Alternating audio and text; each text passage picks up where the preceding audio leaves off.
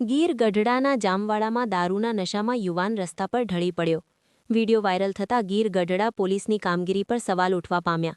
ગઈકાલે જામવાડાથી દારૂના નશામાં યુવાન મૂંગા પશુને ધારધાર હથિયારથી હેરાન કરતો વીડિયો વાયરલ થયો હતો। ગીર ગઢડા તાલુકાના જામવાડા ગામમાં દારૂના નશામાં ધૂત બે યુવાનો રસ્તા પર જોવા મળ્યા હતા। દિવસ દરમિયાન બનેલી આ ઘટનામાં એક યુવાન રસ્તા પર ઢળી પડ્યો હતો, જ્યારે બીજો લથડિયા ખાતો જોવા મળ્યો હતો। નશાની હાલતમાં આ યુવાનો રાહદારીઓને પણ હેરાન કરતા હતા। એક યુવાને તો ખુલ્લેઆમ દારૂ પીધાની કબૂલાત પણ કરી હતી। આ દ્રશ્યો જોઈને વાહન ચાલકો અને રાહદારીઓએ પોતાનો રસ્તો બદલી નાખ્યો હતો। આ ઘટનાનો વીડિયો હાલ સોશિયલ મીડિયા પર વાયરલ થયો છે। આ વીડિયો વાયરલ થતાં જામવાડામાં ખુલ્લેઆમ દારૂના વેચાણ અને ગીર ગઢડા પોલીસની કામગીરી પર સવાલો ઉઠી રહ્યા છે। લોકો પોલીસ દ્વારા નશાખોર યુવાનો સામે કાયદેસરની કાર્યવાહીની અપેક્ષા રાખી રહ્યા છે।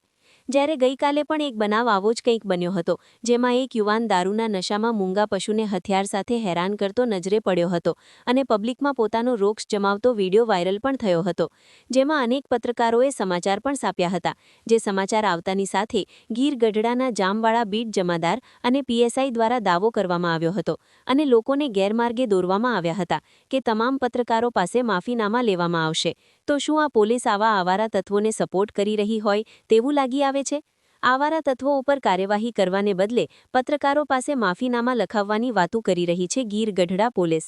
શું આ જામવાડા બુટલેગર અને આવા આવારા તત્વોને સાવરી રહી છે પોલીસ, કે શું કે પછી આ સમાચાર બાદ પણ પત્રકારો પાસે માફીનામા લખાવશે? જોવાનું એ રહ્યું કે શું ગીર ગઢડા પોલીસ શું કામગીરી કરશે? કોણ છે જામવાડામાં બુટલેગર? શું કાર્યવાહી થશે કે બંધ દરવાજે સકેલાય જ છે મામલો?